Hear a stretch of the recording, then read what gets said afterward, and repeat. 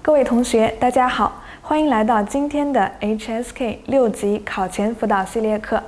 在今天的課堂上，我們沒有多餘的練習題了，主要呢是跟大家說一下我們在6級考試當中經常會遇到的一些固定搭配，還有常考的一些關聯詞，都給大家梳理一下。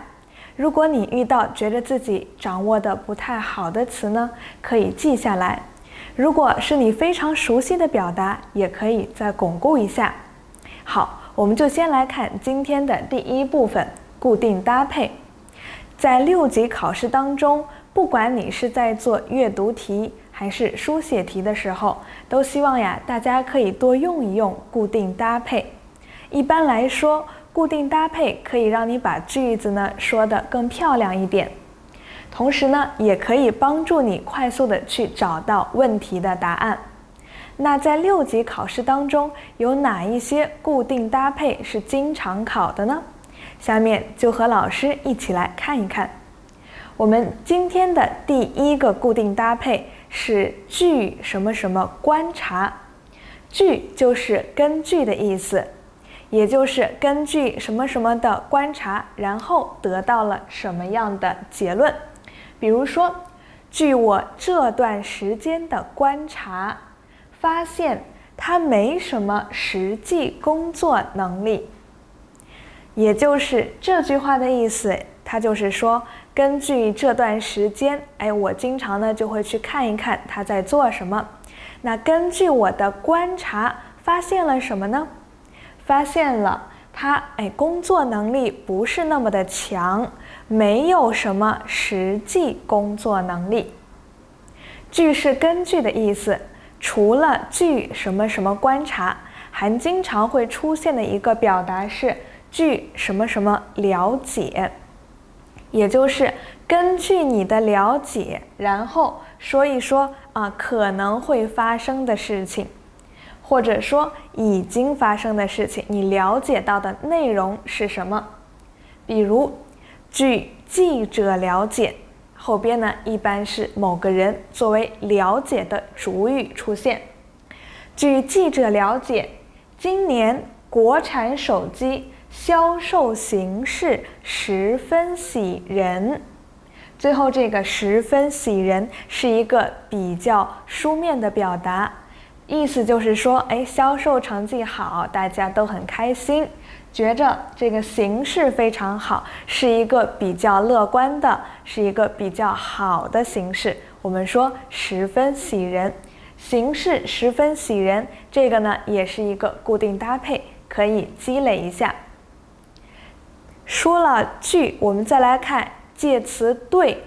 介詞的對，我們在之前的語法課，應該是5級的語法課上呢，都和大家細細的去聊了聊對應該怎麼去用。在這裡主要說2個固定搭配。第一個是對什麼什麼有益，有益就是有好處，是好的，能夠幫助你的。比如我們的例句非常簡單，鍛鍊身體對健康有益，也就是說，你鍛鍊身體可以保持健康，讓你有一個健康的身體狀況。所以我們說對什麼什麼有益，其實就是對什麼什麼有好處。那如果想表達這個東西做了不好，應該怎麼說呢？和對什麼什麼有益相反的表達是對什麼什麼有害，害就是害處，不好的地方。我們的例句是抽煙對身體有害。現在很多公共场所都是禁止吸烟的，其實這個吸煙對人的身體不好，可能呢會讓你得一些疾病，它是對身體有害的。這個是對的固定搭配。再來看第3個，對什麼什麼感興趣。後邊呢是對後邊的這個東西是你感興趣的那個東西。看我們的例句，他對中國歷史非常感興趣。什麼讓他覺得很有意思，非常喜歡去看、去研究呢？是中國歷史。主語他，介詞對，後邊引出的是他感興趣的對象，也就是中國歷史。最後再加感興趣，前邊可以用副詞非常感興趣來形容，也可以說十分感興趣、特別感興趣，程度再深一點，極其感興趣都是可以的。這是我們對什麼什麼感興趣的表達。对的3個用法應該是不太難的，相信呢大家也比較熟悉。我們再來看下一個介詞為，為後邊引出擔心的對象，比如我在這兒一直很好，不用為我擔心。很多學生呢，大家都是從不同的國家來到中國留學或者工作的。你們的父母可能会擔心你在另一個國家過得好不好，生活上邊到底過得舒服不舒服，有一點點擔心，怕如果過得不好怎麼辦呢？如果遇到了困難需要幫助的時候，應該怎麼辦呢？你在中國非常適應了，安慰一下父母，可以說我在這兒一直很好，是一個非常好又安全，然後呢中國人又非常的友好，學習漢語呢也非常的快樂，所以在這兒一直很好，不用為我擔心。父母擔心的是誰？是你，所以後邊的這個我是擔心的對象，為什麼什麼擔心。再看下一個，向什麼什麼學習。向後邊引出的是你學習的那個人，或者說你要學習的一個榜樣。我們看例句，他學習很認真，我們應該向他學習。在這裡首先呢說有一個同學學習非常認真，那我們呢也應該和他一樣認真的學習，那就是向他學習，學習這個非常認真的態度。總結一下，我們在這裡向呢引出來的是你學習的這個對象。除了向什麼什麼學習，還經常會用到的有向誰誰誰問好，比如說請代我向你的父母問好。問好的對象是誰呢？你要問好的人是誰呢？是你這個朋友的父母。是誰問候？是我。代呢是代替，這是一個祈使句，可能呢就是碰到一個朋友了，跟他聊了2句，說呀，請代我，請你代替我做什麼事情呢？向你的父母問好。其實在這裡，對什麼什麼有益，為什麼什麼擔心，還有向什麼什麼學習，都是來引出你這個有益的對象、有害的對象、感興趣的对象、擔心的对象、學習的對象和問好的對象，只是不同的介詞引出來的，用的在不同的固定搭配當中用的介詞不一樣。這是我們第1頁固定搭配。接下來呢，再來看一看還有哪些固定搭配呢？就什麼什麼而言，這是一個比較書面的表達。就投籃技術而言，也就是說，我在這個句子當中要和你聊的主題是什麼呢？說就是投籃技術。關於投籃技術，你要說什麼？我們隊比你們隊強很多。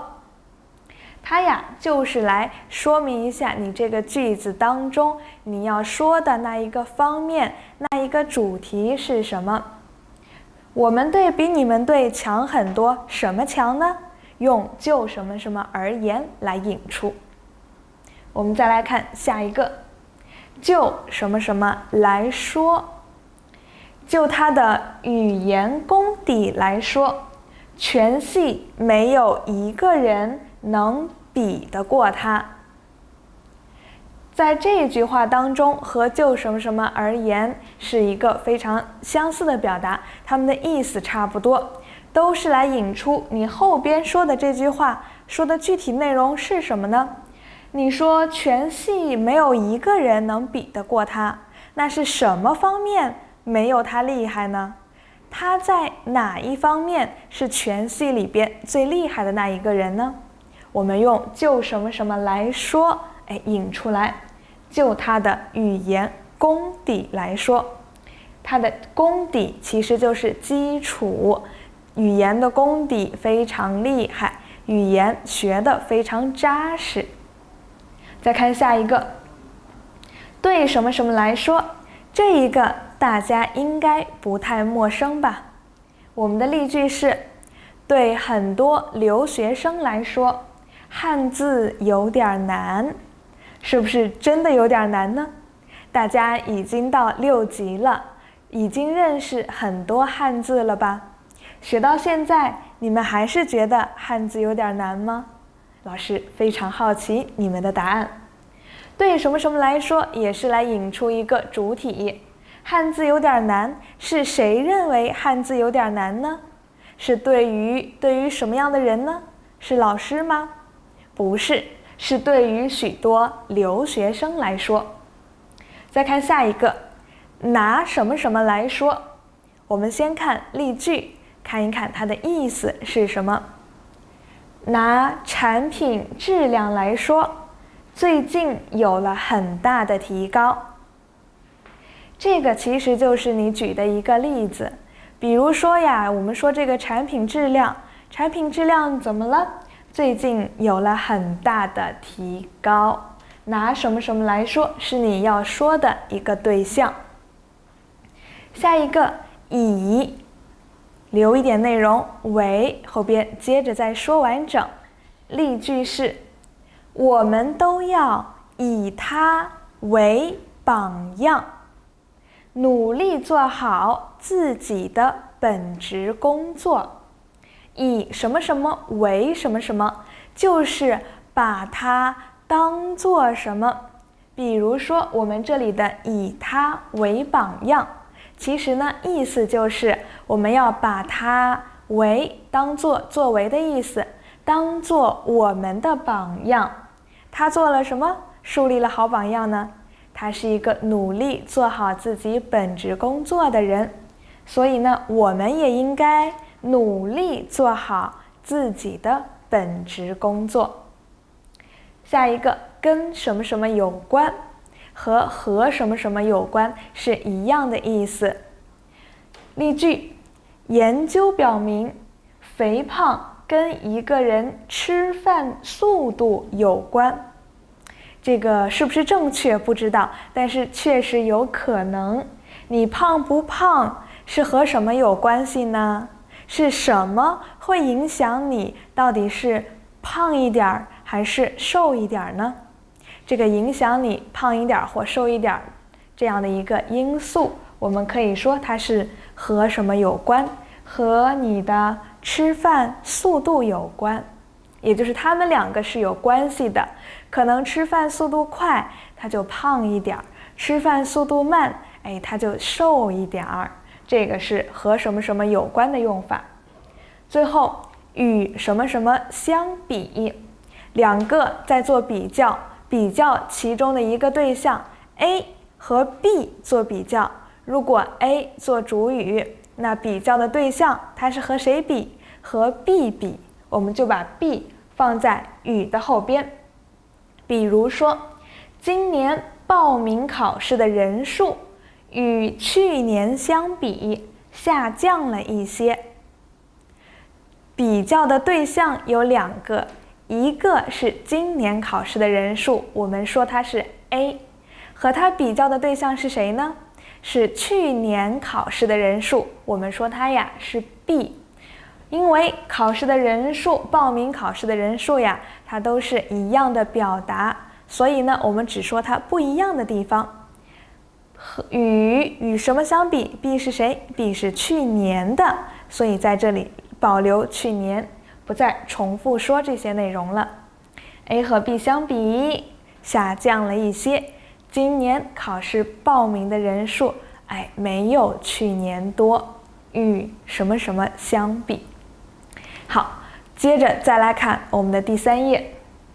依什麼什麼看，或依什麼什麼之見，其實就是引出來，這個看法到底是誰的？比如說依我看，它的意思就是我認為，在我看來，完全沒有必要這麼做。也可以說依我之見，你能勝任，我覺得你可以，所以我覺得你行，這是口語。書面語呢，依我之見，你能勝任。下一個，根據什麼什麼的需要，我們應該根據自己的需要引出來，到底是誰需要呢？是自己，把它放在根據的後邊，選購適合自己的產品。下一個，經什麼什麼批准，在這裡經後邊是發出這個批准動作的主體。比如說我們的例句，經上級部門的批准，誰批准了？是上級部門，所以把它放在經的後邊，意思就是經過上級部門的批准，這個方案可以實行。他同意了，上級部門同意了，放在經的後邊，經是經過的意思。受什麼什麼歡迎，這個比較常見了，不再囉嗦，讀一讀例句。遊樂園非常受孩子們的歡迎。其實老師也非常喜歡遊樂園，因為很開心啊，去玩一玩。好，我們接着看下一個，所加動詞，這是一個固定搭配，所的後邊可以加動詞，比如說你所談到的問題，它呀就是書面的表達，意思呢就是你談到的這個問題是什麼？我們都很感興趣，我們呢都對你談的這個問題感興趣，用所來引出他要說的東西。你所談到的問題，這個呢是書面的表達。下一個，動詞加於，它呢一般呢就是說生於啊，比如說誕生於什麼什麼，出生於某一個地方，或者說受任於什麼什麼，這樣呢其實就是引出來你後邊要說的這個從哪兒哪兒哪兒開始的這樣一個表達。比如說安娜1999年畢業於北京大學，她是從哪兒畢業的？她是從北京大學畢業的。她是什麼時候生的？生於1991年，引出來這個生的時間，用於可以引出來後邊的這個動作發生的時間或者地點。比如說有一張照片在哪兒拍的？在故宮拍的。這張照片拍攝於故宮，就是引出拍攝的地點。好，我們再來看下一個，動詞加自，自就是來自，從哪兒來。我們學校有來自 come from 的意思，來自世界各地的留學生。相信這一些呀，大家雖然可能不太容易去總結，但是平時呢也都會用到，也都見過，一定不會特別陌生吧。這是我們的一些固定搭配。說完了固定搭配呢，還想和大家分享一下6級考試，你到現在了，已經要去參加6級考試了，應該掌握哪些關聯詞語呢？不光是你寫作的時候可以用到，你在做一些題目，比如說排列順序，比如说你在一篇閱讀裡邊，你要找这幾個句子放在不同的位置，這些時候呀，關聯詞語都是可以幫助你非常快速的去找到一個正確答案的。因為呀，它們經常是這個雖然和但是經常是一起出現的，這都是比較簡單的，也是大家熟悉的關聯詞語。現在呢，就和老師一起來看一看，到現在為止你應該掌握哪些關聯詞語。連詞搭配，我們來看，表示選擇的關係，A 和 B 要選擇一下，用什麼樣的連詞呢？寧可也不，我寧可在家睡覺，也不陪他去買東西。想問一問你，說完第一個句子，你是選擇了睡覺，還是去選擇買東西呢？寧可也不，其實呀，寧可和也不後邊的這兩個選擇，他呢可能都不太喜歡，但是更不喜歡的是不後邊的這樣一個表達。他呀，寧可在家睡覺，也不陪他去買東西。既不想在家睡覺，也不想去陪他買東西，但是两個又必須要選一個的時候呢，那我寧願是在家睡覺吧。非常不想做的事情是陪他去買東西。相似的表達還有，我與其在家睡覺，還不如陪他去買東西。雖然意思差不多，都是表示選擇的，但是他們強調的重點可就不一樣了，表達的意思也是完全相反的。與其 A， 還不如 B。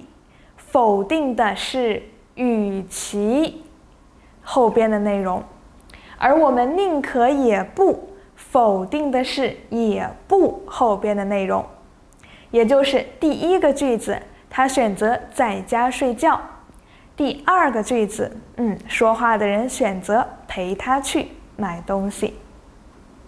再看第二個遞進關係，第二個遞進關係呢，也就是後邊表達的內容更進了一步，更提升了一點。比如，他不但不感謝我，反而還責怪我。本來呢，你是應該感謝，非常不應該做的是去怪別人。但這個人說了什麼，做了什麼？他不僅不感謝，反而還去責怪人家。後邊的意思就更進了一步了。再看下一個，強調甚至，他不但認識我，甚至還知道我住在哪兒。本來呢，你以為他不認識你，結果他不光是認識你，還知道你在哪兒住着。這個呢，就是知道你在哪兒住着，更讓你覺得不可思議。沒有想到，用甚至表達一種更強烈的語氣，遞進的關係。再看下一個，再說，這家飯館的人太多，再說也太貴了，我們還是去別的飯館吧。有兩個意思，第一個呢是人多，但更主要的是什麼？太貴了，所以選擇一個其他的地方吃飯吧。這是表達遞進關係的一些關聯詞、連詞搭配。我們再看，除了選擇遞進，還有並列關係。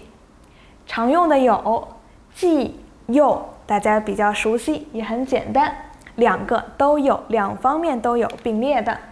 這家飯館的菜既便宜又好吃，物美價廉。這是大家都非常喜歡的地方，又便宜又好吃，可以用更高級一點的說法，既便宜又好吃。再看第二個，一面一面，他一面接過我的包，一面握住我的手說：“歡迎啊！”想一想這個場景，兩個人見面了，哎呀，好不容易見面了，或者說是一個領導，是一個那個客人，剛從別的地方外地來你這裡做客，你做了2個動作，哎，一邊呢接過他手裡的包，一邊呢又握着人家的手說歡迎歡迎，是同時發生的並列關係。下一個一邊一邊，也是這個比較簡單了，也是2個動作，哎，2種情況同時發生了。例句是：孩子們喜歡一邊看電視一邊吃飯，既看電視也在吃飯。不是，而是。這本書不是你的，而是我的。而是後邊呢是強調的內容，說呀，你以為是你的，但其實不對，它呀是我的，所以並列的不是你的，而是真正是誰的呢？而是我的。下一個一會兒一會兒，這個不難吧？我們看例句，我們倆一會兒用漢語聊天，一會兒用英語聊天。哎，這2個人漢語、英語說的都非常好，隨便的拿哪個語言都可以，一會兒用漢語，一會兒用英語，同樣都是表示並列的關係。再看下一個，表示條件，有真正的是一個條件叫有條件，也有可能呢，哎，這個條件它是無條件的句子，哪一些是有条件？哪一些是真正是沒有條件的那種呢？我們來看一看。只要明天不下雨，我就去長城。我去長城是有一個條件的，什麼條件？應該是你明天不能下雨，你要下雨了，我就不去了。所以我去长城的条件是明天不下雨。只要後邊是條件，就後邊是發生的事情。第2個，只有他來了，我才能離開這裡。同樣的，這也是有條件的。我離開這裡的條件是什麼？是他必須得來，他不來我就不能走。所以離開的條件是他來了，我才能離開這裡。第3個，無論都，這呀其實是一個無條件的句子。為什麼這麼說呢？無論天氣如何，我都會按時去上課。他按時去上課是有條件的嗎？說到天氣，是只有晴天去，還是說只有下雨的時候才去呢？都不是，不管你天氣好不好，他都會去。其實呀，就是說天气对他來說沒有影響，不是一個條件。我們用無論都來說明這樣一個無條件的句子。下邊和無論都相似的，也可以用不管都來去做一個無條件句子。不管你去不去，我都会去。我去，比如說你在這裡，我去不去有條件嗎？沒有，你去我去，你不去也不會影響我到底要不要去。所以呢，是一個無條件的。不管你去不去，你去不去不會成為我到底要不要去的一個條件。下一個，除非否則，除非有人開車送我去，否則我不會去。這2個就不一樣了。除非和否則它是有條件的。我去的條件是什麼？是要有人開車來接我，不然呢我就不去了。這裡是條件。下面呢是如果沒有這個條件會發生的情況。最後，除非有人開車送我去，我才會去。除非後邊同樣是條件，才的後邊是什麼？是有了這個條件會發生的情況。好，這是一些表示條件關係的連詞搭配。看到只要就去找就，只有可以去找才，無論或者不管你要去找都。除非後邊可以是否則，也可以是才，但是意思是不一樣的。如果是否則，那說的是沒有這個條件會發生的事情；如果是才，說的是有了這個條件會發生的事情。好，這是一些連詞表示條件關係。我們再看下一個假設，最熟悉的假設那就是如果。如果明天不上課，我就去長城玩。你不知道明天上不上課，或者說你是在假設什麼？明天沒有課，那我就去長城了。這是一個假設的條件。要是你現在有空，就和我一起去書店吧。你不知道你在問，或者說你是在表達一個建議啊。如果你現在有空，要是你有空，那你就陪我去書店吧。要是後邊是假設的一個條件。什麼什麼的話，一樣表示假設。明天不下雨的話，我就和你們一起去看電影。假如明天不下雨，那麼我和你去看電影。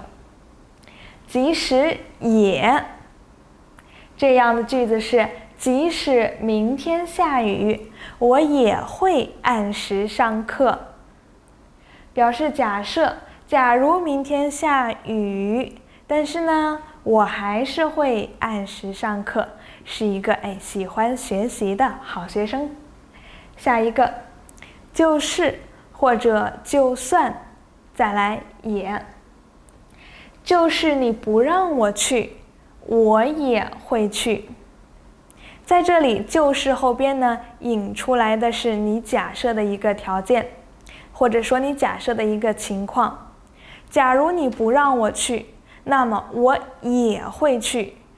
強調你同不同意，我都會去的。下邊一個，哪怕也。哪怕下大雨，我也會準時到達。即使有雨，下了非常大的雨，也不會影響我準時到達這樣一個結果。所以前邊是假設的條件。最後再也，今天再累，我也要堅持把工作完成。意思就是不管今天有多累，我呀都会呢把今天的工作完成的。這些是表示假設關係的關聯詞語。我們再來看因果關係，這個不太多，也比較容易。由於、因此，由於後邊是原因，因此後邊是結果。由於他準備得很充分，因此他演講得非常精彩。其實就是因為和所以的升級版，說得更好了。因而他努力不夠，因而學習退步了。因而表達的是因為前邊的原因，所以而引出來結果，所以有了什麼樣的結果？學習退步了。原因呢，在因而的前邊，努力不夠，所以一定要有充分的準備，努力了才會有所收穫。從而他們改進了學習方法，從而提高了學習效率。從而引出的是因為前邊你做了這件事情，所以發生了後邊的結果。前邊是原因，後邊是結果。於是爸爸來中國工作，於是我和媽媽也來了。和這個因此是差不多的意思。因為前邊，所以我和媽媽也來了。來的原因是什麼？是因為爸爸來中國工作。同樣，前因後果。之所以是因為他之所以成績非常優秀，是因為一直都很努力。我們前邊說的這些都是前邊是原因，後邊是結果。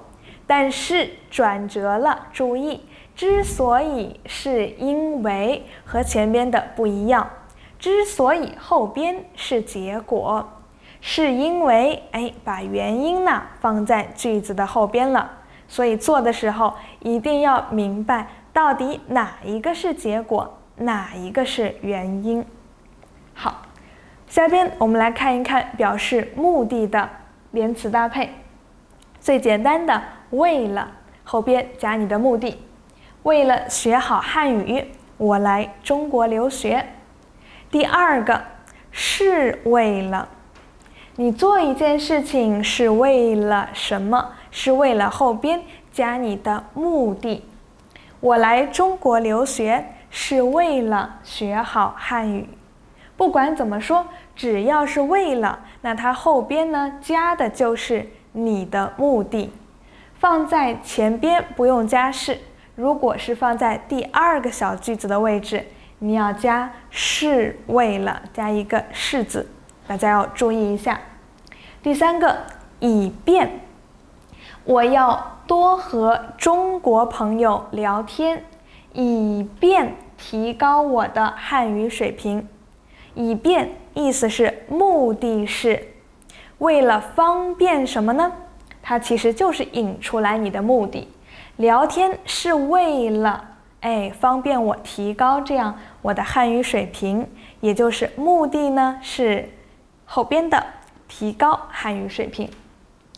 下一個，省的或者免的，麻煩您把這本書帶給他，省得我再跑一趟。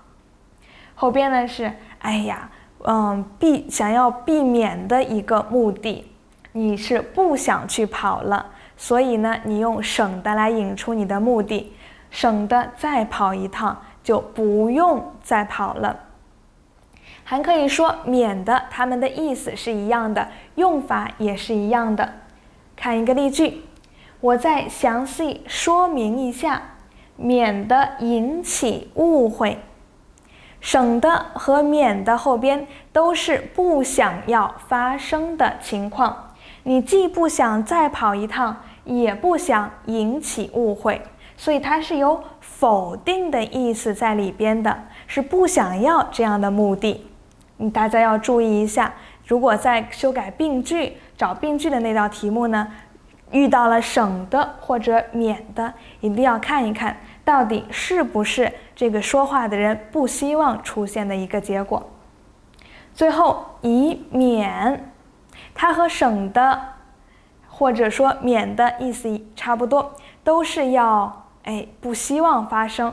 比如說，請不要攜帶危險品，以免發生意外，是為了避免，免是避免，以為了避免發生意外，你不希望發生意外，千萬不要說以免不發生意外，那就变成了你想要發生意外了。在這裡一定要注意省的、免的、以免，它們後邊都是你不想要發生的情況。好，我們今天呢，關於連詞還有固定搭配就和大家分享到這裡了。最後呢，祝大家考試順利，我們在閱讀的下一個部分再見。